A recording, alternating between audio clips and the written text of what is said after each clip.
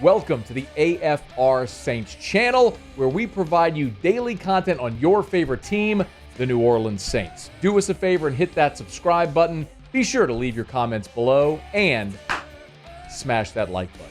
Who dat?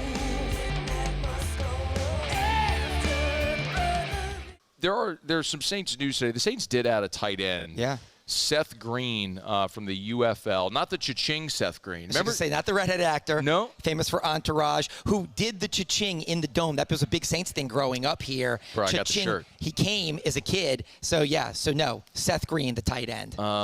It was the Rallies commercial. I got the cha-ching shirt still. It's like little cash registers with red cha-chings all over it. I still have the shirt. What do you make of this, of the Saints adding this tight end? So I think that it's a position of need. Look, I think every position on the Saints is a question mark because they're coming off a 5-12 season, 4 non-playoff seasons, a new head coach. They're going to start either a rookie quarterback or a guy who went 0-6 last year. They have questions everywhere. But I think some of the biggest questions are at tight end because Foster Moreau suffered a devastating knee injury in the final game of the season last year on the final drive, playing his heart out, maybe to help Darren Rizzi get that job, or just because that's who he is, because he's a quality human being and professional and plays hard. But that was first week of January, he blows his knee out, and it's significant. The first week of December, going back a month prior, Taysom Hill blows his knee out. So those were really tight ends 1 and 2. Juwan Johnson's a good player, but he's more of like that hybrid tight end, not an every down, hand-in-the-dirt guy. He's more of like a slot receiver than he is a tight end.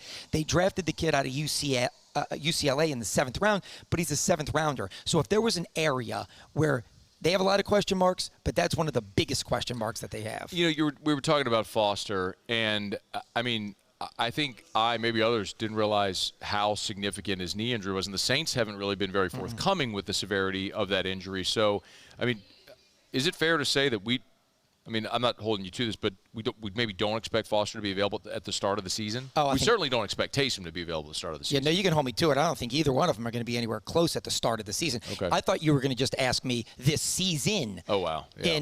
But I don't think there's any chance that either is ready anywhere close to the start of the season, given the severity and the timing of when they happened. So you look at guys like Dallin Holker, Moliki Matavao is the tight end, the 7th rounder from UCLA who they drafted.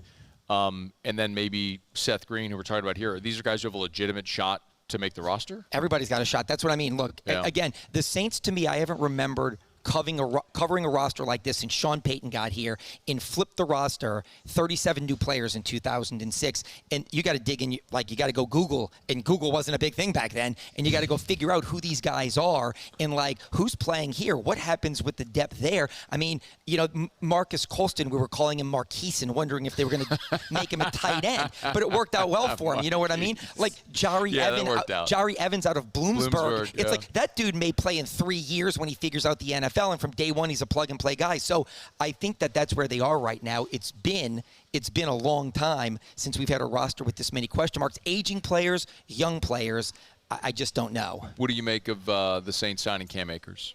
Yeah, I think, look, they need depth at running back. Alvin Kamara is a good player, but he's long in the tooth now, and I think he's still going to be a very productive player for them, but Kendre Miller has been injured and has never really been able to get on the field. Ooh. I mean, look, I know Clyde Edwards-Helaire, we love him from 2019, but he was out of work until the Saints signed him last year. That's just not by coincidence. So, again, I think they need tremendous depth there, and Akers is a guy who's a proven NFL player. He spent some time with Kellen Moore, so sure, why not?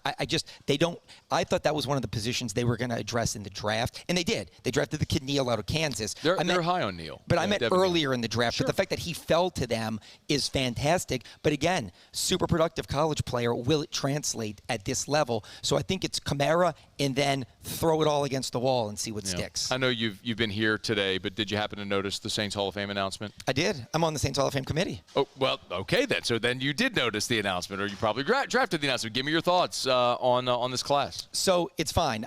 So there's a very diverse mix of people, older journalists, younger journalist.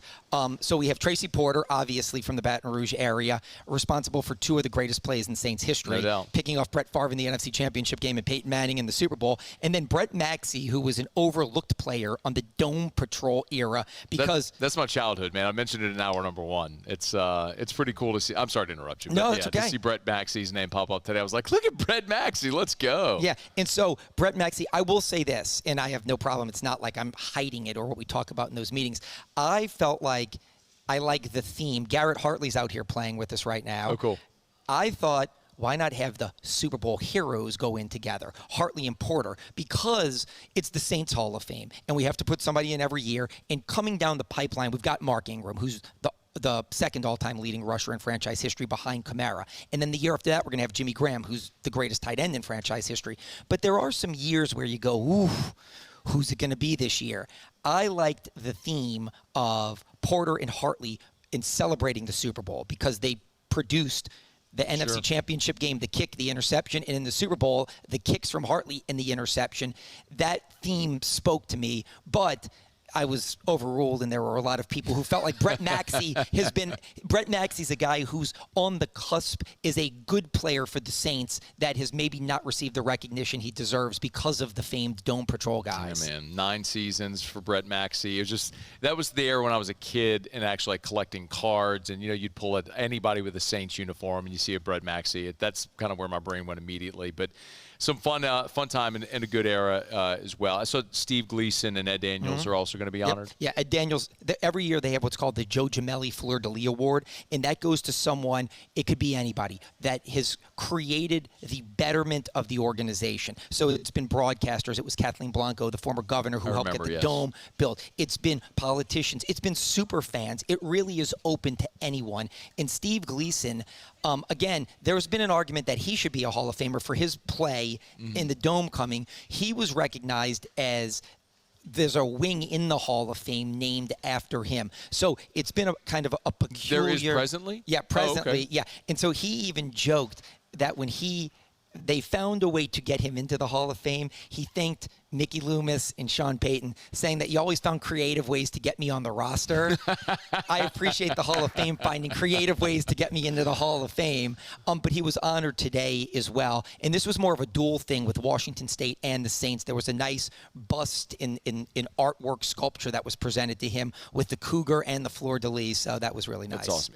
Do you think, Steve, there's a day where Steve Gleason would be a Saints Hall of Famer? I'll say this. Look, Mike Triplett just walked by. He's on the Saints Hall of Fame committee with me. Some of these lunches get heated because there's a strong push. Because look, Tom Dempsey's in for one kick for all practice. Tracy Porter's going in for 2 amazing plays that changed that season in the course of a franchise forever.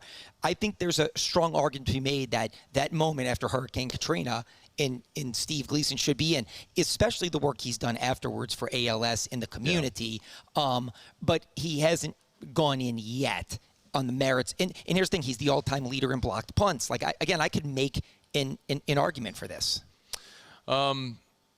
That's an argument and a conversation that'll always persist when we have Hall of Fame conversations. In football is different because in baseball we're married to numbers, right? 300 wins, 500 homers, there's all the things. With football, we generally don't know. Like, okay, Alvin Kamara is the Saints' all-time leading rusher. Do you know his rushing total? I don't. If I heard it, I'd know. But sure, right. but like we don't marry ourselves to numbers. It is a Hall of Fame, and football tends to be defined more by moments, the catch, the drive, things like that, named plays and things like that. So you mentioned Porter's interception, and we immediately go to where it is. So I mean, the rebirth is something that is synonymous with the New Orleans Saints. I get it. I get the argument. And I'll say this: I'm one of these people who believes Eli Manning's a Hall of Famer. I don't know if he was the first. Agree. He was. I agree. He wasn't a first ballot in New Orleans last year, but if you win 2 Super Bowls and you're a 2-time Super Bowl MVP, that shows that you rose at the greatest moments when your team needed you. Because some people are like, he's only a 4-time Pro Bowler. Well, he's a 2-time Super Bowl MVP. Yes. Like, there are people that may never play in a Super Bowl, let alone win one and win the MVP, and he did it twice. So I do think there are championships and moments that kind of supersede the body of work, so to say. Hey, thanks so much for watching. Please leave your comments. I love to interact. And be sure to hit the red subscribe button below.